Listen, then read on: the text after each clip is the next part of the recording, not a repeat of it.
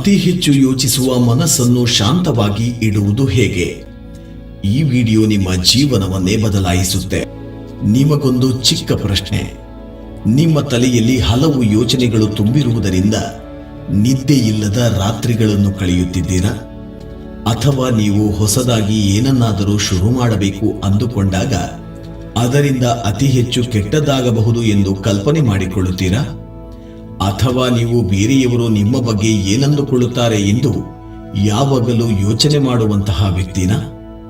ನಿಮ್ಮ ಮನಸ್ಸು ಅತಿಯಾಗಿ ಯೋಚನೆ ಮಾಡುತ್ತಿದೆ ಎಂದು ಅರ್ಥ. ಇಂದು ನಿಮ್ಮ ಬಗ್ಗೆ ನಿಮಗಿರುವ ಇಂಥ ಅಭಿಪ್ರಾಯಗಳನ್ನು ಹೇಗೆ ನಿಲ್ಲಿಸುವುದು? ಓವರ್ ಥಿಂಕಿಂಗ್ ಇಂದ ಹೇಗೆ ಹೊರಬರುವುದು? ಕೆಲಸಗಳನ್ನು ಹೇಗೆ ಮಾಡುವುದು ಎಂದು ತಿಳಿಯೋಣ.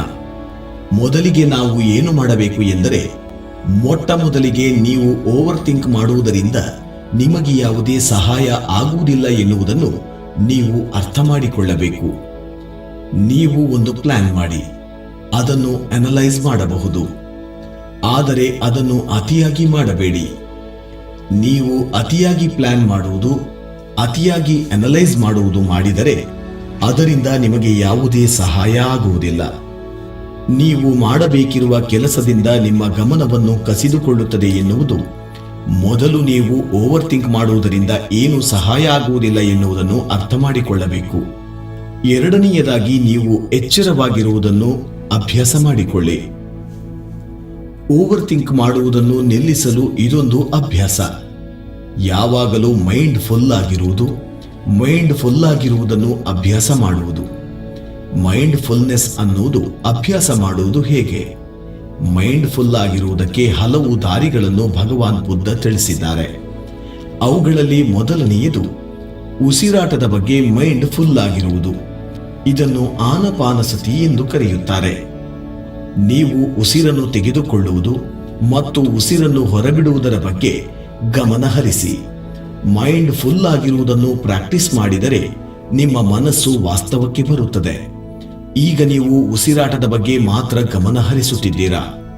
ಈ ಮೂಲಕ ಉಸಿರಾಟದ ಮೇಲೆ ಮಾತ್ರ ಮೈಂಡ್ ಫುಲ್ ಆಗಿರುತ್ತೀರಾ. ಈ ಮೂಲಕ ನೀವು ನಿಮ್ಮ ಮನಸ್ಸಿನಲ್ಲಿ ಮೂಡಿ ಬಂದಿರುವ ಸಾವಿರ ಆಲೋಚನೆಗಳನ್ನು 2 ಆಲೋಚನೆಗೆ ಇಳಿಸಿದ್ದೀರಾ. ಆ 2 ಆಲೋಚನೆಗಳು ಯಾವುವು ಎಂದರೆ, ಉಸಿರನ್ನು ತೆಗೆದುಕೊಳ್ಳುವುದು ಮತ್ತು ಉಸಿರನ್ನು ಬಿಡುವುದು.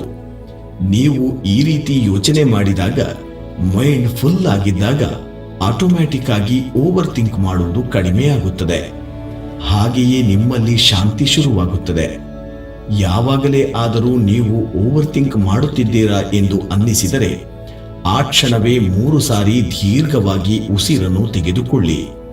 ಹಾಗೆಯೇ ಉಸಿರನ್ನು ಹೊರಬಿಡಿ. ಹಾಗೆಯೇ ಕೆಲ ಸಮಯ ನಿಮ್ಮ ಉಸಿರಾಟದ ಬಗ್ಗೆ ಮಾತ್ರ ಮೈಂಡ್ ಫುಲ್ ಆಗಿರಿ.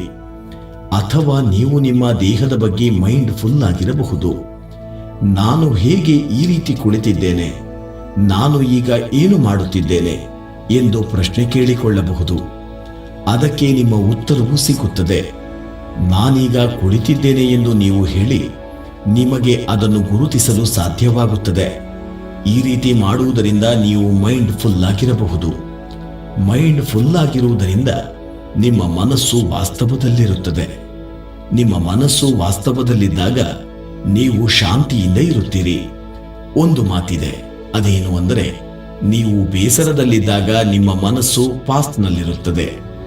ನೀವು ಆತಂಕದಲ್ಲಿದ್ದಾಗ ನಿಮ್ಮ ಮನಸ್ಸು ಭವಿಷ್ಯದಲ್ಲಿರುತ್ತದೆ. ಆದರೆ ನೀವು ಪೀಸ್ಫುಲ್ ಆಗಿದ್ದಾಗ, ಮೈಂಡ್ ಫುಲ್ ಆಗಿದ್ದಾಗ ನಿಮ್ಮ ಮನಸ್ಸು ಪ್ರೆಸೆಂಟ್ನಲ್ಲಿರುತ್ತದೆ. ಹಾಗಾಗಿ ನೀವು ಯಾವಾಗಲೂ ಪ್ರೆಸೆಂಟ್ನಲ್ಲಿರಿ. ಹೆಚ್ಚು ಪೀಸ್ಫುಲ್ ಆಗಿರುತ್ತೀರಿ. ಆಗ ನೀವು ಓವರ್ ಥಿಂಕ್ ಇಂದ ದೂರವಾಗಬಹುದು.